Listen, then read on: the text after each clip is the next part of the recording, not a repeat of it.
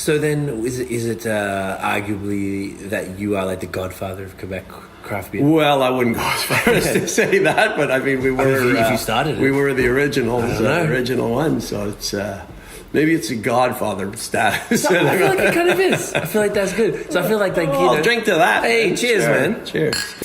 Are you a brewhead? I'm a brewhead. Are you a brewhead? I'm a brewhead. Y'all are brewheads? Yeah, we brewheads. So pour a glass of craft beer, we can do this. Yeah.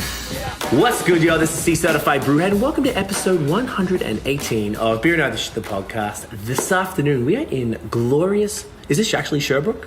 It is, It's but still formerly Sherbrooke? known as Lennoxville. Lennoxville, which I just heard that one. Okay, perfect. Eastern Townships, about 2 hours east of Montreal. I'm here with Stanley, the founder of the Golden Lion Microbrewery. Sir, thank you so much for having us. Pleased to meet you. Likewise.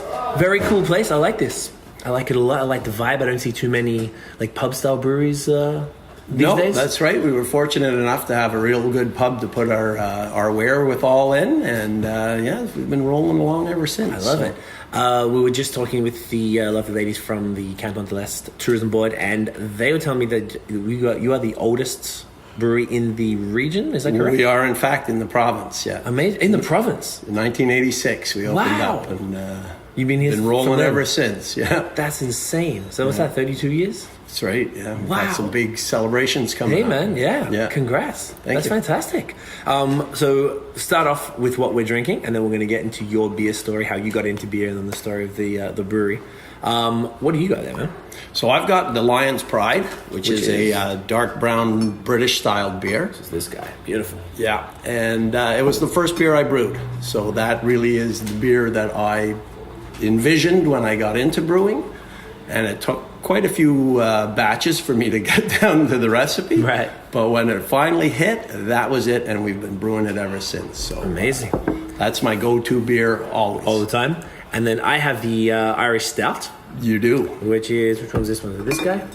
Yes, guess That 2 in a is. row. Good So it's morning. like a It's an Irish-styled beer. 4-8. Nice, crushable, roasty, a little bit of caramel in there. That's right. Yeah. Nice and dry, which I like a lot about You the Irish nailed it, stouts. yeah. Yeah, it's fantastic. I loved it. I feel like they don't get the love that they deserve. Irish like that, this sort of like just crushable stout. Yeah.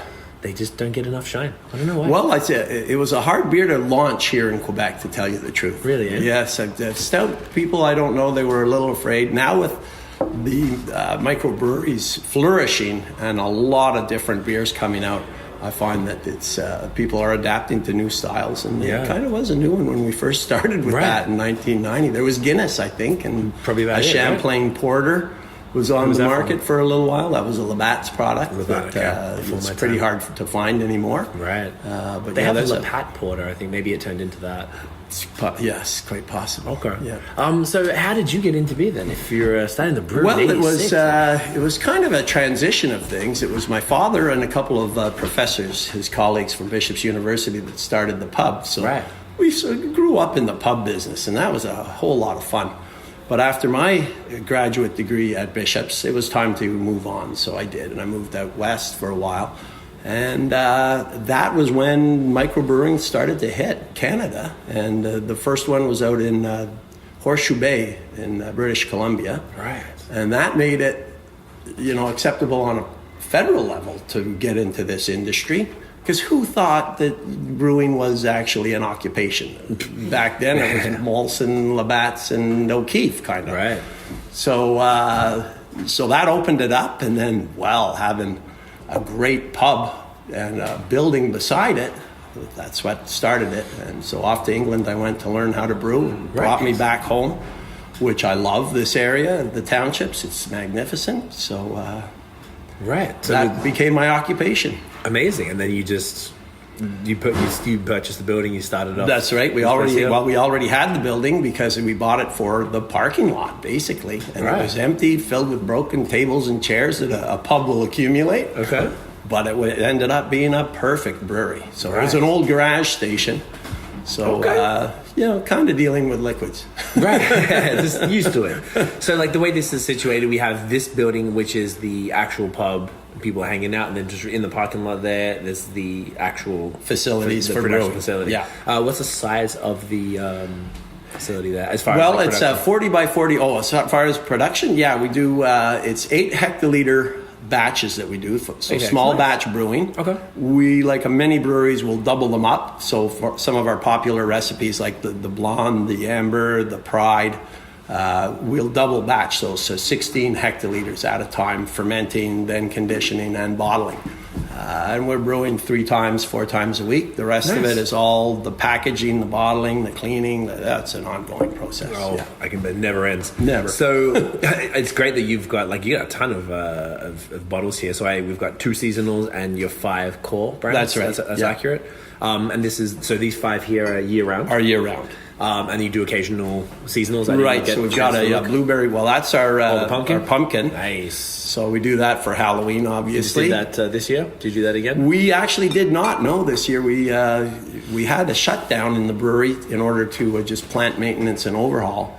So we didn't get around to it this year, but next year we'll be fired up. Okay. And then every summer, spring, summer, and fall, we have a blueberry watermelon. Blueberry watermelon. Damn. Yeah, and What a the cool fusion concept. of the 2 flavors, I think, is what's really made it a popular summer I've beer. never heard that.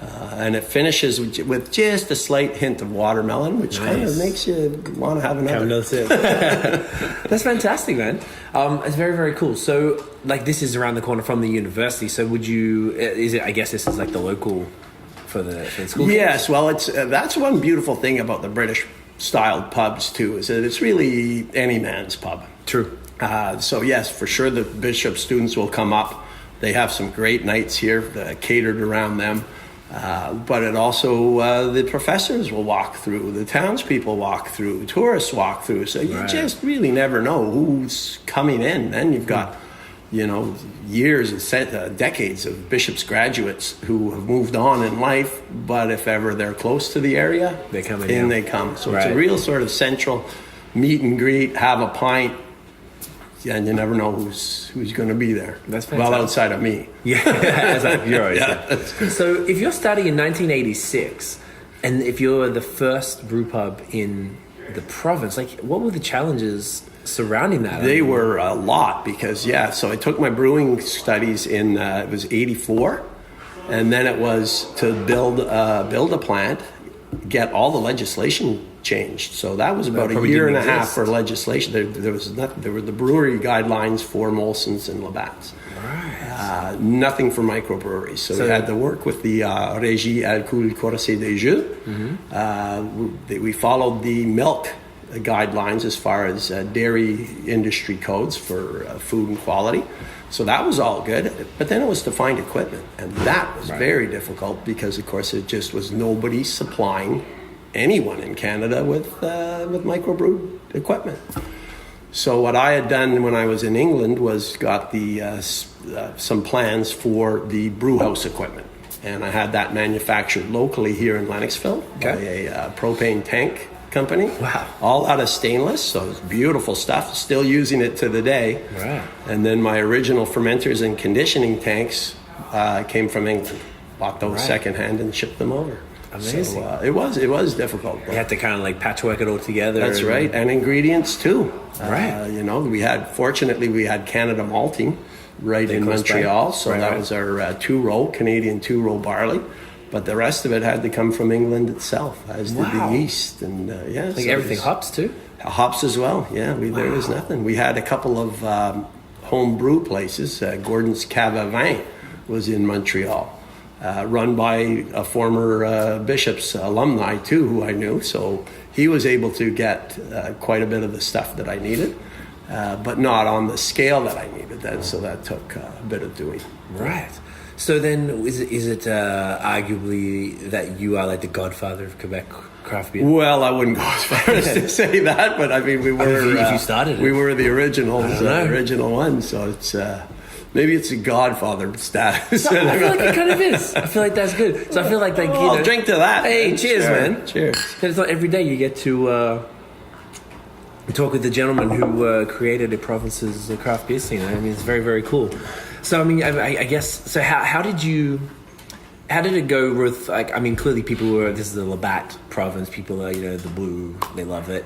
How did it go from your side to convincing the people, I mean, whether it's locally or otherwise, to, hey, try this. I mean, you got making British styles, which shouldn't be too unfamiliar. That, quite honestly, was very difficult. Yeah. Because you're right. We're dealing with, like, well, a lot of Bishop students are 18, 19, 20. So and they just want a dark beer, they've never even seen one. They're Yeah. not touching it.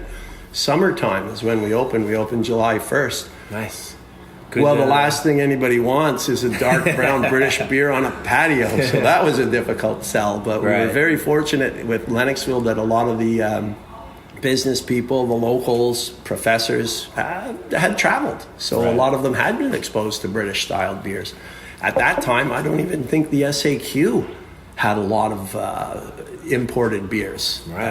So they just weren't really on the scene whatsoever. There was no specialty beer depths at the time? Nothing. Nothing. Not a one. No. It was all just out of the SAQ, and you could get maybe a Heineken or a Lowenbrau, because those weren't even being brewed under license by that. Yeah, they were actually imported still. They were, yes. So it was, it was a tough sell of dark beer.